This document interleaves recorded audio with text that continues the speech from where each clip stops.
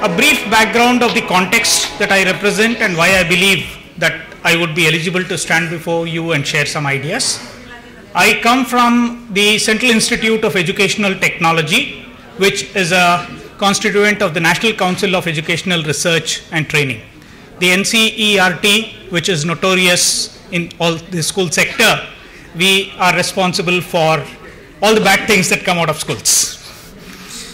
Our job is to create a kind of a benchmark for school education across the country by defining what should be taught in our classrooms, what should be the levels to which each of our students should rise and so on. And my constituent, that is the Central Institute, works with technology. Basically, we work with radio, television, and ICT applications. And as an advisor to the Ministry of Human Resource Development, there have been two very recent developments that we have made, which I thought could be worthwhile sharing it with the school community and the community, which is basically very hopeful about what technology can do to all of us. May I request, ma'am, that I be allowed to speak?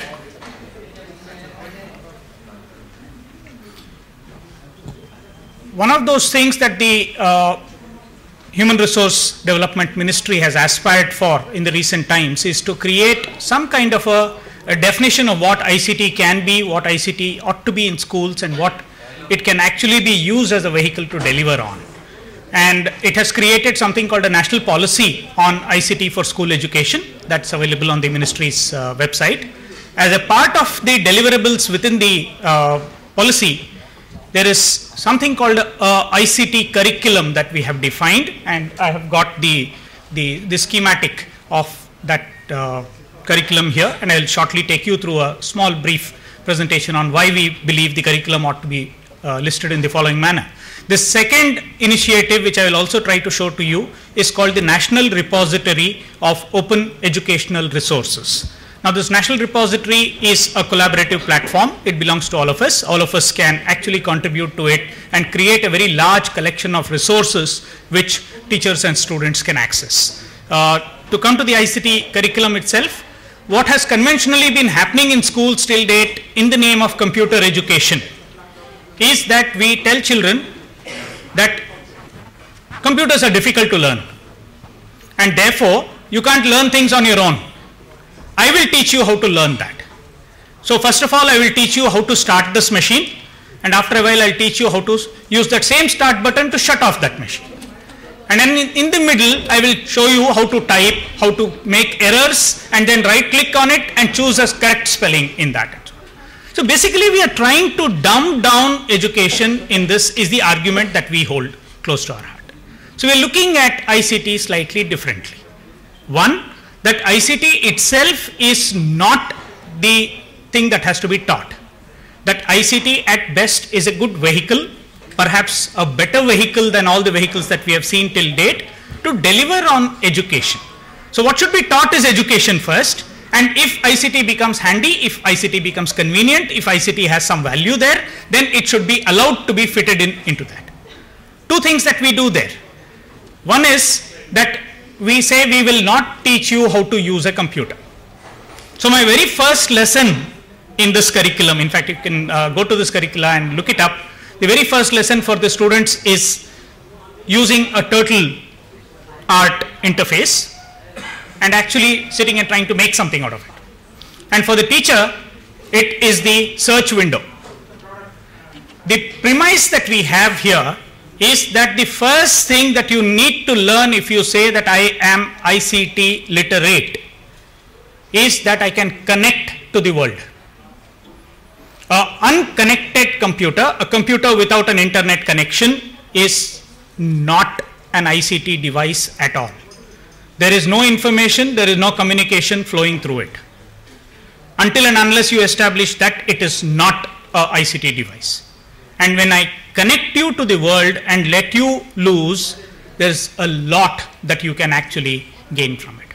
But also it brings in a slightly distorted version of a consumerist perception of what it. There's so much on the internet, all of you download that, put them all together onto your hard disks, and my Western digital friends will be very happy, very gleeful, saying that, look, we've created such a large box you can put in the whole web. There's a website run by the US government which is called the Learning Registry. And in the introduction to that learning registry, they say, there's nothing more to be created there, it's all there. The only thing that I need to tell you is how to navigate that space, how to reach out there, how to go, when to take a left turn and when to take a right turn and so on. So it's basically trying to figure out how to go about the web. Search skills happen to be the most important tool that we need to teach teachers. Having connected with the world, we soon realize where we are and what else is there to be done. And that is where we recognize as teachers our professional isolation. We have been put into our small, cozy, comfortable areas, and we believe that that is all the science, that is all the maths, that is all the English, that is all the knowledge that is there. And only when you are exposed to that world do you suddenly realize that the world is a much bigger place than what we had seen. And that is where the real power of the internet, real power of the communication technologies come in, where you start connecting with each other.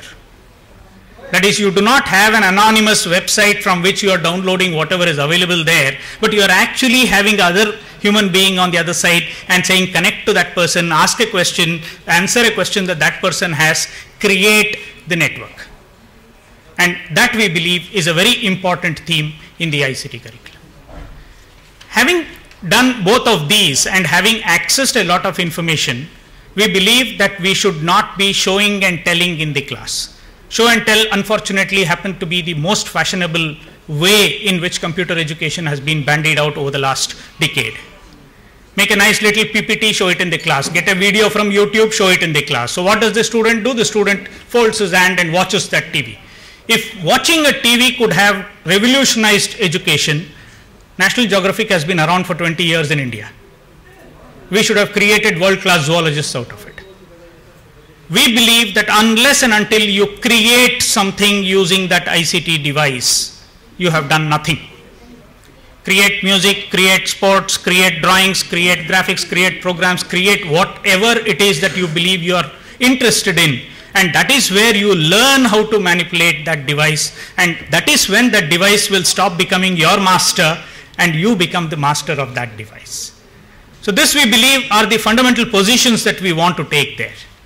Having done this, we will soon realize that there are a large number of people out there who, in their isolation, it could be because of language, it could be because of lack of access to resources, it could be because there is no library in that school, whatever. There are a large number of people who have been left out of this.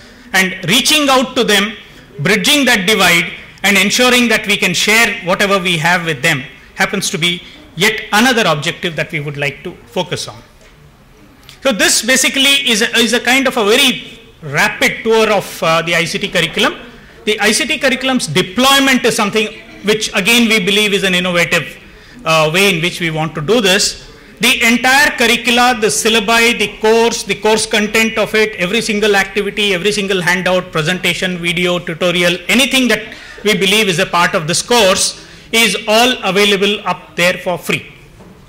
Released under the Creative Commons. This is a course which anybody decides that I want to teach these 10 children using this course, you are welcome to come become a tutor on this. You say that I want to add an activity to this, you are welcome to add to it. You say that I want to use this to train my teachers in the school, you are welcome to use it. You say that no, I don't have the time for it, you enroll all my teachers and please run this course for us, we are welcome to that idea also. So basically this is a platform which already has defined that entire learning material that is required for this, and it is a growing material and all of us can join in and do this. You say that I have the capacity to translate this into various other Indian languages, welcome, it's already ready, the platform is ready for that technologically. All you need to do is get after it and say, okay fine, we will start translating all these resources into various other languages. So as a platform, we believe that we have placed before you an idea of how ICT ought to be delivered. The course is available for students, the course is available for teachers. Again, for students, we have configured this as a 90-week program, and there is a small thinking behind this, that we have actually worked out the number of computers on an average which is available in a school, and also know the fact that generally 2 to 3 children are put in front of every computer, and it's not as if every child has one computer in every school. And if you do that and you occupy all the periods in the timetable over a period of a week, you can cover about 280 to 300 children if you have 10 computers in the school. So in whatever manner in which you can scale this proposition up, you don't really cover more than 90 weeks over those 5 years or 6 years that you are allowed. So therefore, we have suggested that you can start this course as early as grade 6 and you complete this before the child completes 10th standard. This is an ICT literacy program. This is not a computer science program. This is for every child and this is for education and not for learning how to wield a computer. The rest of the details, please do log in into this portal, and any suggestions, any ideas from you would be welcome. The second initiative of ours, which we believe we would like to showcase before you, is the National Repository of Open Educational Resources. This is a collaborative platform. What we have done is we have brought together all public agencies which have resources which they have been creating over a period of time. I'll list out a few examples. The Central Institute of Education Technology was making video programs for broadcast from the year 1980. We have about 2,000 video programs and about 1,000 audio programs with us. So we have picked up all of this, digitized them and placed them on this. Similarly, we have brought together all the state institutes of education technology. They are available in different parts of the country. So I have SIT Ahmedabad, which is giving me content in Gujarati. I have SIT Trivandrum, which is giving it to me in Malayalam. I have one from Andhra Pradesh, one from Odisha, one from Pune in Maharashtra, and we have brought together the content of all these people and put them on it. We have the Gandhi Smriti Foundation, which is a NGO, but is the official repository of all freedom struggle photographs. And I have about 23,000 black and white and sepia colored photographs on this, which span the entire freedom struggle of the country. I have with me the Sabarmati Ashram, which has put together every scrap of paper Gandhiji ever wrote. Digitized, placed there on that. That entire collection is becoming available here. The Center for Cultural Resources and Training, a part of the Ministry of Culture, CCRT, is an official repository of all folk art, of all performing arts, of all classical dance, music, and so on. All their videos and still photographs, about 56,000 of them, are becoming a part of this. I am in negotiation with the Rajya Sabha Television and the Akashvani archives that select pieces of their material which is relevant to school education becomes a part of this repository. And this entire content is being released under the Creative Commons CC by SA. So therefore, it shall perennially remain free and you are welcome to remix it, welcome to translate it, welcome to adapt it to whatever other conditions. We hope the way we have gone about organizing this content is something that I'll take about half a minute to show you. When we have this entire content organized into two major sections on the site. We have the concept library and we have the resources library.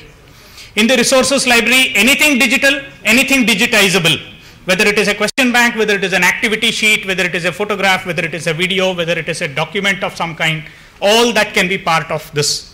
And it can be in any Indian language. Not only does it tell you that Himalayan mountains is one of those things that you would like to learn, but it also gives you the other concepts which are linked to that.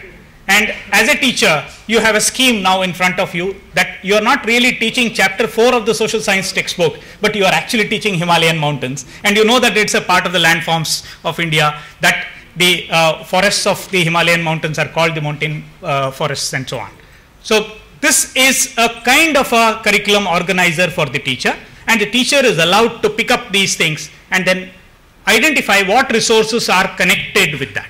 So if I happen to click on this and get into the resources tab, then you find all the resources that we have on the site which are related in some sense to the Himalayan mountains already mapped out there. And each of these images, each of these videos open up into a block kind of page with comments possible right down there, which we believe when the teachers start using it, they will start sharing with us their ways in which they went about using it, the critique that they might have. They might find the image irrelevant, they might find some spelling mistake in it, they might find that there is a better use for this image in some other context and so on. So all that shared information also becomes a part of this entire knowledge base. In the future, we are working with every single state government, and we will create similar groups of people there who will not only put in the content that they have with them, but will also systematically translate this material into various other languages. Right away, the engine is capable of hosting it in all Indian languages, and every concept becomes available in it. We had one technological challenge which we happen to have recently solved. It is that if you pick up, for instance, let us say mountains, and writing Parvat on a computer is not any great achievement. But having done so, how does the computer know that mountain is the same thing as Parvat? This was where we had a mapping challenge, and fortunately for us, the semantic web came in handy. We have figured that out. And not only will it now, therefore, the moment I click on mountains also tells me that if you want to go to Hindi, you will get Parvat, but it will also pick out all those resources which are in Hindi under those mountains and park it back under Parvat. So as a technology, we believe that that's a great leap forward that we have made, and it will enable every group of people in whichever state they are to actually sit down here and straight away populate that in the languages that they would be interested in. So essentially, this is a collaborative platform which will involve every single teacher, every single student in this country in a manner in which they would be creating content, they would be sharing these resources with everybody else, they would be critiquing it, they would be curating it, they would be actually defining where this resource should be used and in what manner and so on. And around these, we have started organizing a large number of activities which we call events. On January 26th, we started this thing called Constitution Calling. This month, we are going to start something on the 28th of February because it's the National Science Day. We're using that as thematic gate posts for starting off some activities, picking up collections from within this content and then hosting an event around that. So there are a large number of activities that teachers, students, everybody else around can do, and that content becomes available to us. So I have tried to place before you two of those initiatives which has implications for all of you, which has an opportunity for all of us to be part of and help this country grow in a manner in which we would not be using a dumb PowerPoint in the class. I believe this is an opportunity that all of us should jump onto, and we've tried to create the social structure that is necessary for every one of us to participate in this process. You're welcome on board. Thank you.